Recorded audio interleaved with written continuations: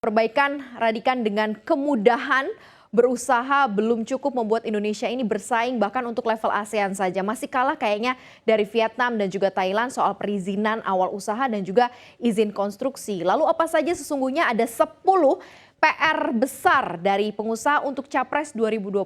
Langsung saja kita akan simak pemaparan dari Head of CNBC Indonesia Research Muhammad Ma'ruf. Halo Mas Ma'ruf, apa kabar? Halo, apa kabar Maria? Ini CNBC banget ya, Capres pilihan pengusaha begitu ya, kemudian berbisnis dan lain-lain. Ada 10 ternyata PR-nya ya.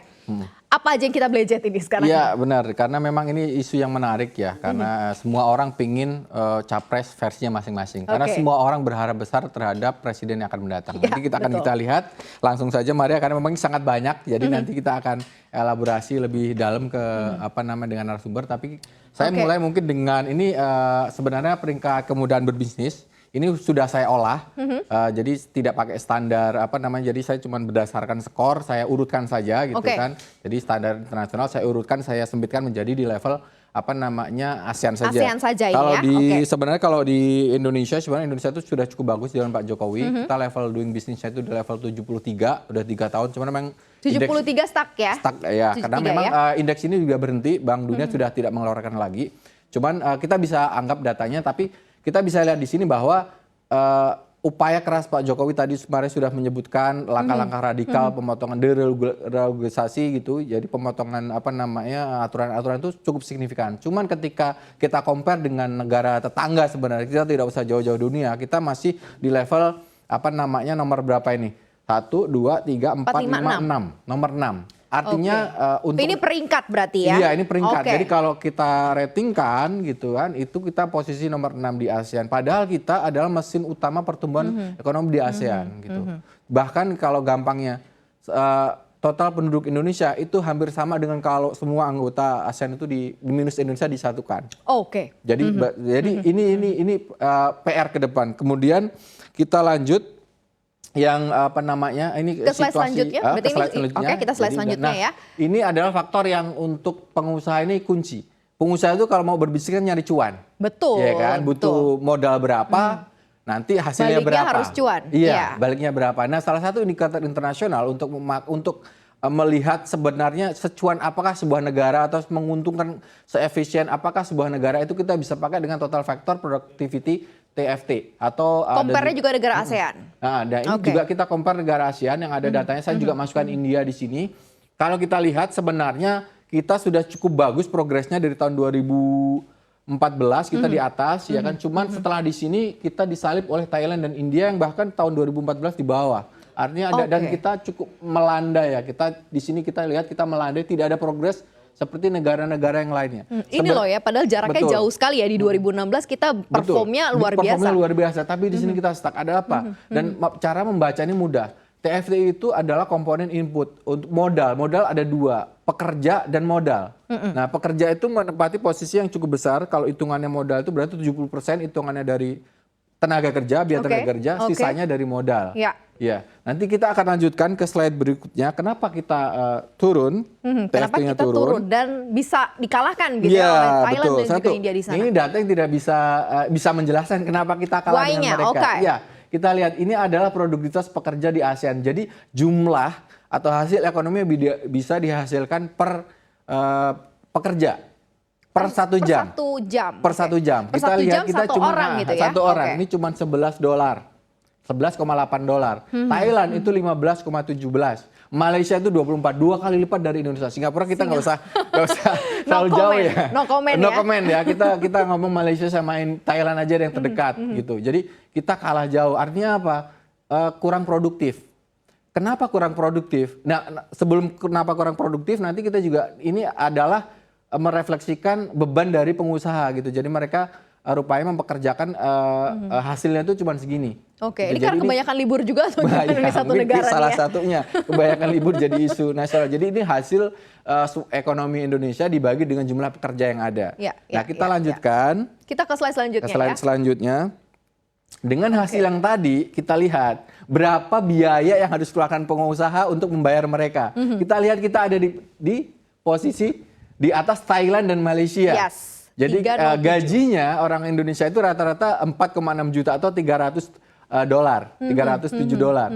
Itu lebih mahal dibandingkan Thailand dan Malaysia yang produktivitasnya jauh lebih tinggi. Nah, ini yang bikin pusing kepala pengusaha di Indonesia gitu. Jadi mereka boros, ya.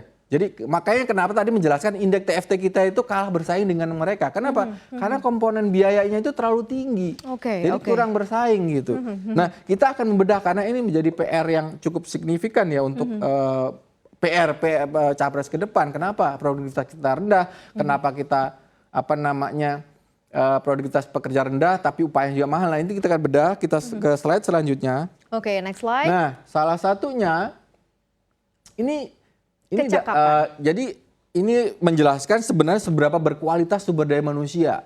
Gitu. Karena gini, sumber daya manusia khususnya pemuda itu adalah sumber daya utama untuk pembangunan. Itu sudah diakui di semua negara. Jadi untuk faktor produksi, tenaga kerja memegang, sumber daya manusia memegang peranan kunci. Nah, ini kayak standar, jadi yang dikeluarkan oleh Bank Dunia itu jadi cara membacanya sederhana. Jadi ini kemampuan membaca dan kemampuan matematika untuk siswa SMP. Yang memenuhi standar, yang paham betul. Ini Indonesia ya di bawah ya. Yang paham betul itu cuma di level ini ya. Untuk membaca 30, yang 28%. Jadi dari semua total siswa yang paham matematika itu cuma 28%. Yang reading hanya 30%. Iya, kemampuan dia membaca, menyerap ilmu itu rendah sekali. Tidak sampai 100%, bahkan jauh sekali. Kita 60% aja betul, enggak ya? Kita lihat Malaysia itu sampai jauh sekali di atas gitu, separohnya gitu. Jadi ini problem yang dari akar. Jadi pekerja yang tadi tidak produktif itu juga disumbang, didesain dari sistem pendidikan yang memang kurang baik. Nanti kita selanjutnya kita budgetin lagi untuk selanjutnya. Next slide. Kita berganti karena memang ini kita beralih ke indikator makro. Jadi ini namanya mencerminkan iklim investasi. Gitu. Jadi ini adalah indikator tata kelola. Jadi bagaimana pemerintah menjalankan pemerintahannya, termasuk meregulate atau kebijakan-kebijakan ekonominya. Ini saya pakai Governance Indicator Index (IGI). Jadi ini standar internasional. Cara bacanya gimana nih? Cara bacanya. Coba kita ke slide sebelumnya. Cara bacanya gimana? Cara bacanya gampang. Jadi ini ada 1, 2, 3, 4, 5, 6. Ada 6 indikator dinilai. Dan ini sudah lama sekali sebenarnya, tapi saya ambil saja tahun 2014. Kita bisa lihat yang progres itu cuma 2. Government effectiveness itu kemampuan pemerintah, which is Pak Jokowi itu bagus dalam memerintah ininya. Kemudian kualitas regulatory quality. Iya, kualitas peraturannya itu bagus. Tapi kita lihat yang lain. Kebebasan bersuara dan akuntabilitas itu stagnan. Kemudian penegakan hukum. Kemudian yang lebih parah lagi adalah pemberantasan korupsi. Saya kira ini sangat relate dengan edisi lalu kita membaca bahwa korupsi itu menyebabkan ekonomi biaya tinggi dan itu di indeks Dan performanya menurun ya dari tahun 2017 ya. Menurun dari 2017. Kemudian politik stabilitas. Jadi memang mungkin karena Pak Jokowi bukan ketua partai, jadi memang para pengusaha juga takut gitu. Ini sebenarnya suara-suara karena ini dihasilkan dari survei kepada pengusaha, kepada masyarakat, kepada ahli. Jadi pendapat mereka terhadap pemerintahan Pak Jokowi. Gitu. Jadi ini ada, nah ini yang mungkin PR ke depan yang harus oleh Capres itu adalah yang 3 ini. Gitu. Yang 3 ini menjadi concern. Menjadi isu ya. Gitu, karena itu untuk meningkatkan tata kelola. Tapi yang 2 ini juga PR untuk mempertahankan tetap berada di posisi baik. Betul, itu PR-nya dia harus pertahankan, ini harus diperbaiki. Kita lanjut ke slide berikutnya. Kita next slide. Nah, kenapa korupsi itu penting? Pemberantasan korupsi itu penting. Jangan korupsi penting. Jadi ini kita pakai Corruption Perception Index dari TI, Transparency International. Ada juga pers. Ini juga sama sebenarnya, ini cara membacanya ini semakin rendah semakin jelek, ini semakin tinggi semakin jelek. Jadi kebalikannya. Nah, semuanya itu kita lihat itu konsisten dengan pergerakan ini 40 ke 34. Kemudian ini 75, sekarang ke 7 ke 95. Ke 797. 797 maaf gitu. Nah, kaitannya dengan pemberantasan korupsi yang melemah itu adalah ekonomi biaya tinggi. Ini kalau indikator makronya disebut incremental capital output ratio. Jadi berapa modal yang dikeluarkan untuk tambahan hasil ekonomi baru. Gitu. Jadi kita lihat itu angkanya pertambahan modalnya harus lebih banyak nih. Kita lihat 6,9, bahkan di sini ada 8, 6. Sebagai gambaran di peers kita di Asia itu cuma 3 sampai 4. Gitu. Jadi kita itu, di 6. Kita di 6. Bahkan sempat di 8 begitu ya. Oke, itu jadi PR. Kita lanjutkan kemudian ke next slide. Next slide, seberapa besar pasar Indonesia. Nah, ini kita lihat, ini juga dikeluarkan oleh Michigan State University. Sebenarnya ini indikator yang dibuat untuk perusahaan-perusahaan Amerika yang mau ekspansi ke luar negeri. Oke. Nah, kemudian Indonesia tetap trennya 36. Ya, ini kita bisa baca dari size marketnya, pertumbuhan marketnya, intensity, capacity, semua masih kita kalah dengan Vietnam, tapi Singapore. Thailand di 50 loh, ya. Surprisingly ya. Surprisingly di bawah. Gitu. Malah di bawah ya? Malah di bawah kita. Oke. Terus kita lanjut ke next slide selanjutnya, ini gambaran potensi besar. Nah, ini juga yang menyebabkan tadi produktivitas kita rendah. Salah satunya adalah inovasi kita tuh hampir minim. Jadi salah satu untuk meningkatkan produktivitas pekerja itu adalah dengan apa? Inovasi. Ya. Nah, makanya kita posisi buncit. Next slide, kita lihat kenapa ini terjadi, kita kurang inovasi sebagai bangsa. Kita lihat ke next slide selanjutnya.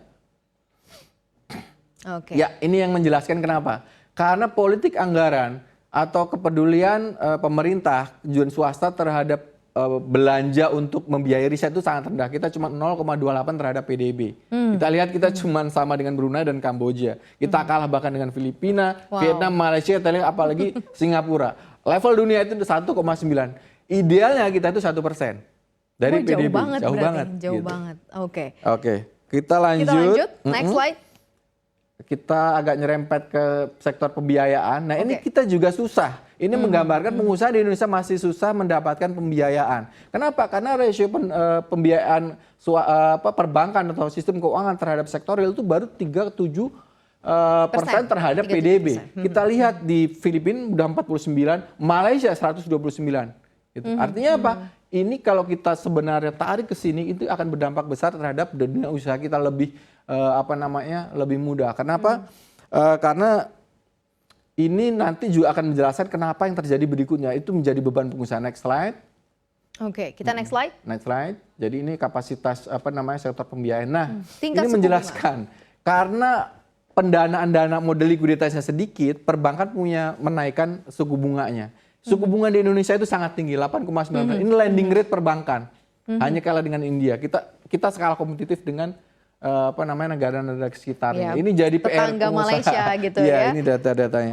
Kemudian kita lihat mungkin dua lagi PR-nya. Kita kemudian next slide. Ya, ini proyeksi pertumbuhan kita cukup baik sebenarnya, ini potensinya kita 4,7, 5,4, 5,1 gitu. Kita cukup baik menurut saya kalau secara makroekonomi. Jadi gambaran makroekonomi itu baik sekali kita. Nanti bisa dilihat. Untuk diproyeksi 2023 dan 2024 saya ambil dari ya. OECD proyeksinya ini gambarannya. Next slide. Salah satu tantangan ke depan itu adalah permintaan ekspor yang akan turun. Karena global economy akan slow down. Cuman kita nggak usah khawatir. Kenapa? Karena rasio perdagangan internasional kita itu cuma 40% terhadap PDB. Artinya apa yang terjadi krisis di luar sana itu tidak akan begitu berdampak ke Indonesia. Itu poin positifnya. Dan kita 50% lebih PDB kita disumbang oleh konsumsi domestik. Nah, kemudian yang terakhir. Kita ke slide terakhir. Green Growth Index. Jadi ini sebenarnya kita sudah cukup baik. Kita bersaing dengan Singapura, dengan Cina dan Thailand. Jadi ini adalah indeks tren terbaru bagaimana sekarang dunia usaha investor sudah mengadopsi ESG. Jadi ketika mereka mau invest ke sebuah negara, itu mereka akan lihat ESG-nya levelnya berapa, compile atau sesuai nggak dengan standar mereka. Semakin tinggi green, berarti kita akan mendapatkan investasi yang berkualitas. Problemnya kita sekarang, jadi 70% investasi yang masuk ke Indonesia itu dari Asia, mostly dari Cina. Yang memang ya masih 11-12 sama kita. Kita belum bisa dapat dari Eropa itu cuma sekitar 11-12%. Jadi kita belum bisa mendapatkan itu dari Eropa. Nah, mungkin itu PR-PR ke depan Maria yang mungkin kita bisa diskusikan dengan pelaku usaha.